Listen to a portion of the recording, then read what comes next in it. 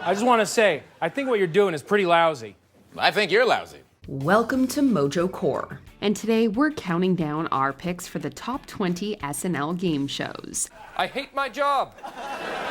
The answer was mustard. Number 20, Hollywood Game Night. In this spoof of the real game, everyday people team up with celebrities to answer questions about pop culture. The only problem is that these film and TV personalities are completely inept. With round after round, nobody can seem to guess basic information like famous movie titles. In the great sweep of infinity, all letters are equal. Got a guess there, Chief? Titanic. It's also a fantastic opportunity for the cast to unleash some of their best impressions. Two standout performances here are Bill Hader as Al Pacino and Kristen Wiig as Kathy Lee Gifford. The latter character can't stop drinking wine or dissing her Today co-star Hoda Kotb, while the former says hilarious things with no filter whatsoever. Frankly, my dear, I don't give a... Prostitute my home address. Everything is carried by Kate McKinnon's spot-on Jane Lynch impersonation and her anger towards the guests. Once again, the only winner is me. I want an Emmy for this. Good night. Number 19, Beat the Bookworm. Some game shows feature a format where geniuses compete against ordinary people. In Beat the Bookworm, SNL takes this idea and runs with it as the supposed expert receives his comeuppance. If you score higher than the Bookworm, you leave here with $1 million. But if you don't, you leave here with what you are. Nothing. The skit builds up the Bookworm as somebody who can't lose, making the change in topics especially funny. He has no clue about pop culture and fails in one question after another. finish the TLC lyric, don't go chasing Dogs. Forrest Gump said, life is like a box of Condoms. Showing that book knowledge isn't everything, the premise comes crashing down for the smarter player as his answers are completely clueless. Aziz Ansari's performance helps to sell the glorious defeat even better. Bookworm. Since you scored 0, you gotta wear the dum-dum hat. Not the dum-dum hat, please. Number 18, Snap Decision. With actor Leslie Nielsen as the host, Snap Decision is anything but a typical game show. Nielsen's presenter introduces the contestants with the wrong information and keeps confusing them throughout. Now, Judy, it says here that you are originally from Muncie, Indiana. No, I'm from Muncie. I'll get to you in a minute. He plays it completely straight as the entire concept seems to slowly crumble around him, with no certainty between what's completely right or wrong. All right, what is the capital of California? Anyone? Coca-Cola. I thought someone would have gotten that one. The contestants start to deconstruct the game in hilarious ways as they argue over answers. After John Lovitz's character is disqualified, things get even stranger as the final round breaks down with technical difficulties. The entire time, Nielsen couldn't be better suited to roll with the punches and be effortlessly funny. How much have you won so far, Judy, on Snap Decision? Nothing. Absolutely nothing. Yeah, well, that's great. Can you come back tomorrow? Number 17, Just Desserts. When you have a host like Melissa McCarthy on SNL, the cast members can pretty much sit back and relax while she steals the show. Marcy, you won the coin toss backstage, so you will start us off by spinning that board. Okay, baby, come on, cash stats. Mama wants big old cash stats. This sketch isn't any different as a parody of Press Your Luck trades in the whammy for a pie in the face. McCarthy is repeatedly pied as her fellow contestants win big, ensuring that an endless series of messes head her way. Ooh, $500 and a pacify to the left. Marcy, you get pie. Wait, what do you mean? Pie! The lead performer owns the skit as her character can't seem to catch a break from the endless desserts. She even receives a water cleanup that's seriously funny as a physical gag. The whole thing works extremely well as a showcase for the main actress's comedic timing. Coming up, bigger stacks of cash and thicker, denser pie. Oh, God, no, not crust. Only on Number 16, what is Burn Notice? With so much content to watch, it's impossible to know everything on TV. This is one of the main concepts behind the game show What is Burn Notice? Well, the game is easy. All you have to do is tell me something, anything, that you know about the highly rated USA Network television show, Burn Notice. Contestants guess what the program is actually about, but are unable to come close to the real answer. Yes, Burn Notice is a show about handsome firemen. The host reminds them that the series in question is popular despite nobody present having any idea about it. Stumping the panel, the recurring joke about Burn Notice being obscure to the players never gets old. A visual clue doesn't really help them all that much until one person makes a last-minute guess. Are they in Miami? Oh. Oh my God. I've never heard that sound before. You know, I think that means you are correct. For those who remember the USA property, you'll really love this random nod to it. Number 15, Wheel of Fortune. Fans of this classic show will appreciate the attention to detail in this sketch. For their Wheel of Fortune parody, the writers take aim at Vanna White's lack of dialogue and Pat Sajak's frustrations with the contestants. By the smiles of our teeth. By the smiles of our teeth. Smiles. Of course. No, I'm sorry, Marjorie. Just as a reminder, the remaining word has 4 letters. Right, Vanna? This particular version also explores the funny result when all 3 competitors can't solve the puzzle. Even with the host's hints, the people take turns failing and then passing in a never-ending round. Kenny. Oh, you know what? No. Pass. Tom Hanks' subtle performance as Sajak deserves mention for his slow burn intensity. Ending the whole skit with a huddle, the presenter sends off his guests with a laughable speech about his personal growth. Fly free, you stupid little dumb birds. That's beautiful. Number 14, new cast member or Arcade Fire. Since they had so many new cast members at the time, SNL decided to poke fun at them with this game show. Tina Fey must choose between the performers and Arcade Fire members in a super specific and funny idea. I feel pretty good about this. The guy in the glasses is a new cast member. You are correct. There are also specific outfits and props that make the decision even harder. If that isn't enough, they also include a memorable challenge to see who can do a better Robert De Niro impression. Are you talking to me? Are you talking to me? I'm watching you, fucker. I'm watching you. By the end of the sketch, Lorne Michaels makes a hilarious cameo as he reveals that even he can't tell the difference. Is it the black one? What? You mean me? No, man! I'm Keenan! It's a great and rare use of the musical guest that allows more people to flex their comedy skills. Number 13, It's a Date. Instead of doing a traditional dating competition, SNL chooses to play with the typical rules. One contestant is relatively normal, and the others are just duos that openly break the mold. So come take a ride with us. Freaking in the back of a PT Cruiser. Rental. Quickly stealing the game away from the first competitor, Andy Samberg and Justin Timberlake's R&B singers prepare goofy songs of seduction.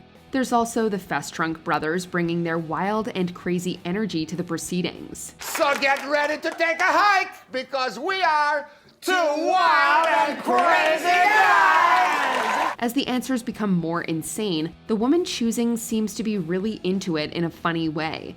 Bill Hader's chaotic host brings a dose of dark comedy to it all. By the end, it's become a glorious mess of wacky characters that defy good taste. You know we had a great time on this dumbass show. And we formed a tremendous alliance. Number 12, What's That Name? Have you ever forgotten someone's name in a truly embarrassing moment? If so, then this particular idea will be your worst nightmare. I open the door for you every day. I've always got a joke and a smile. What's my name? Hey man. How's it hanging? This game show asks contestants to provide the names of various people. These include civilians from their personal life that they're supposed to already know. I think it's something like Eeyore. That is cartoon donkey. Of course it is. It's a clever premise that starts to get better as you realize Paul Rudd's character can't remember his own doorman. There are so many additional questions that the show raises, including why somebody would go this far to embarrass anyone. Norman the Doorman. Rhymes even. Yeah, right. It's so easy. Regardless of its logic, the program makes for a truly entertaining and surprising sketch. Number 11, Super Showcase. Sometimes a sketch dive bombs to the point of being spectacular. I can't believe I made it to the Super Showcase round. We're excited for you, and our showcase models are excited for you too. Congratulations, Deborah. You're on your way. This is the case for this game show with Kristen Wiig and Maya Rudolph as two showcase models. They're supposed to let the contestant know what they lost, but everything goes haywire as Wiig starts to laugh. You love golf. You love the next president who wins. The increasingly ridiculous prizes don't help her or Rudolph keep a straight face either. The golf cart gag might be the best part, narrowly avoiding an accident and tearing through the set. Bill Hader can barely stay in character as he hides his laughing throughout the skit. That wasn't supposed to happen. Number 10, Who Wants to Be a Millionaire with Steve Harvey. The volcano known as... Kenan Thompson is an SNL Game Show MVP, and his Steve Harvey impression is among his best. Imagining him as a bumbling oaf, he mispronounces and misunderstands every question he reads to various confused contestants. This spice, popular on Italian dishes, is from the mint family. Is it A, origami, B, Brazil, C, horseradish, or D, paprikans? I love paprikans. My makeup lady is half paprika. The earnestness with which he progresses through the questions despite the clearly unfair misreading is absolutely ludicrous, and things appear to boil over when host Gabourey Sidibe decides to take matters into her own hands, literally.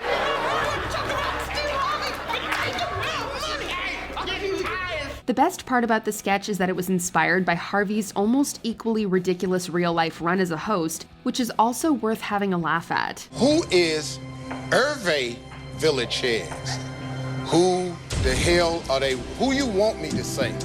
Hold on. Number 9, Stand Up and Win. Using Jerry Seinfeld as the host, this Jeopardy parody is complete with lots of gags about stand-up comedy. What's the deal with airplane food? Billy! I know, could this stuff taste any worse? Every contestant mimics the host's delivery as they answer questions by completing the joke. Full of riffs about famous subjects like airplanes and cereal, this skit works especially well for comedy nerds. What is the deal with Count Chocula? I mean, are we supposed to be afraid of this guy? Seinfeld fills every answer with added commentary that feels like a greatest hits compilation of his material. Dana Carvey, Adam Sandler, and Rob Schneider all bring along their own experience with stand-up to enhance the premise.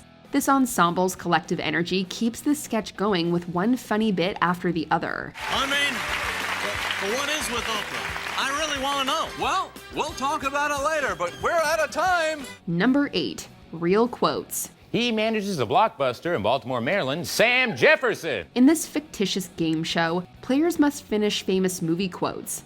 Unfortunately, Charles Barkley's Blockbuster manager and Kristen Wiig's strange Rebecca are absolutely clueless. Barkley has little understanding of how the game is played, while Wiig goes off on long and random tangents. You can't handle your liquor. And if you don't leave me and my girlfriends alone, I'm going to have a word with the management, Buster Brown.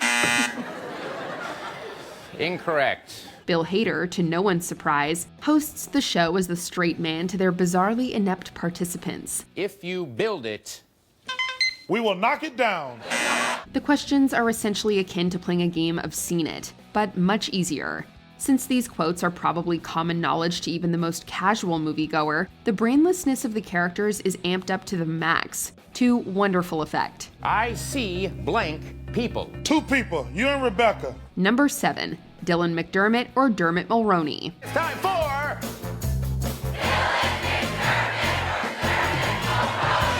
We all have a handful of celebrities that we mix up with others, but what if you were challenged to differentiate them? Dylan McDermott of American Horror Story and Dermot Mulroney of My Best Friend's Wedding are two similar-looking and similar-named actors, and the contestants are baffled trying to discern which is which. Can you put a bigger space between the names? So we know when the first name ends and the second name begins? The host, who possesses Bill Hader's impeccable comic timing, is confused by the nonsensical premise, further complicating things by confusing other films. Dermot Mulroney is the one that's in The Truth About Cats and Dogs. I'm sorry. Must Love Dogs with Ashley Judd.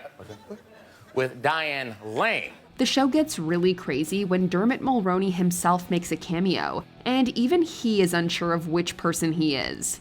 But you're Dermot Mulroney.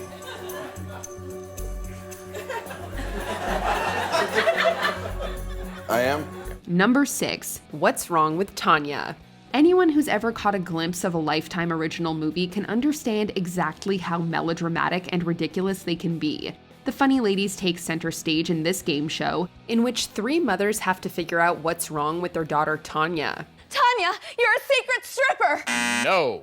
There's a joke packed into just about every moment, all of which poke fun at Lifetime.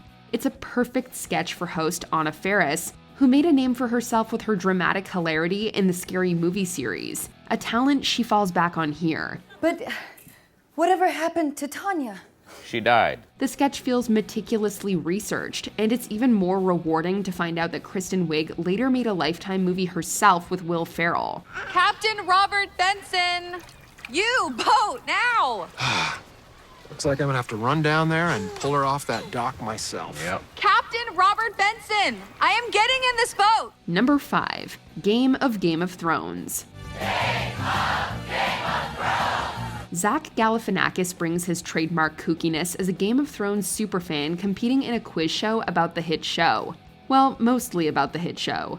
Host O.J. Sampson gives the poor dragon-clad dude questions that aren't even related to Westeros. What is the capital of Wisconsin? I thought this was going to be a Game of Thrones geography. The finale is a torture so cruel that only Cersei could have thought it up, as Nikolai Coster-Waldau makes a cameo only to embarrass the contestant. What is today's date? Okay, I know we're in the 2000s. He doesn't know. It's a fun watch whether you can relate to the Game of Thrones fanatics or Bill Hader's clearly annoyed host. After all, when you play the Game of Thrones, you win or get horribly humiliated. See you next week on another Game of Thrones, Game of Thrones! Number 4, Meet Your Second Wife. When Tina Fey and Amy Poehler combine forces, the laughs could almost bring Studio 8H crumbling down. The duo returned to SNL and premiered this gem of a sketch, wherein they hosted a show that introduces married men to their future spouses. Wait, I'm sorry, what is this show now? It's obviously an awkward subject, what with the current wives in the audience, made even more uncomfortable by the fact that all of the future wives are very young. Okay, Steve, let's meet your second wife. Fey and Poehler's glee at the contestants' obvious discomfort raises the comedy, as does the surreal nature of the show itself. The cherry on top is the final gag that the show itself will be responsible for the death of one current wife. I am not leaving Elaine. You're right, you won't. Sadly, Elaine will pass away in a tragic kayaking accident. Number 3, Secret Word. If you can't tell by now, Kristen Wiig is one of SNL's all-time greats. Mindy Grayson continually participates on Secret Word, despite clearly having a poor grasp of the rules. I agree. Her flamboyant theater actress ranks among Wiig's best characters, always breaking the cardinal rule of the game by outright stating the secret word. And I put my hand on my horn and I honk it. That was it, Mindy. You said the secret word. The sketch rises above its seemingly single-joke premise with Wiig's consistently dynamic performance, as well as a slew of peculiar one-off characters that compete against Mindy. It's sketches like these that exemplify why Wiig and Bill Hader received Emmy nominations for their time on the show, while also providing showcases for various hosts. Sit down, sit down. Showbiz magazine said, "How long is this?" Right. Number 2, Celebrity Family Feud. Kenan Thompson's Steve Harvey returns as host in this parody of the real-life Celebrity Family Feud. Allowing the cast to pick and choose their best impressions gives all the cast members time to shine, with Jay Farrow and Kate McKinnon always being particularly memorable. I want a MAFTA. That's a BAFTA they give on the moon. The political edition of the sketch stands out as having some of the best impersonations, including guests Daryl Hammond as Bill Clinton and Larry David as Bernie Sanders. When does this actually start? The whole thing is hellos. My grandmother can knit a sweater in that time. It's one of the best sources of celebrity imitations on the series, allowing for some of the most absurdly comical moments of recent seasons. That's a stupid ass question, and I hope you burn in hell. Number 1. Celebrity Jeopardy! Welcome to Celebrity Jeopardy! Celebrity Jeopardy is not only SNL's best game show parody, it's one of the series' most famous recurring sketches. And rightly so. Like Celebrity Family Feud, it's brought about some of the show's best celebrity impersonations. None better than Daryl Hammond's renowned and antagonizing Sean Connery, and Will Ferrell's exasperated Alex Trebek. Let's just go with letters or numbers for 200. The unbelievable idiocy of the celebrities always manages to surprise with each iteration, never failing to please the audience. This sketch was followed by a spiritual successor, Black Jeopardy, which is an excellent staple of the more recent seasons. But after all this time, one question is still unanswered. What exactly are potent potables? And the categories are potent potables. Did we forget a memorable game show sketch? Let us know in the comments.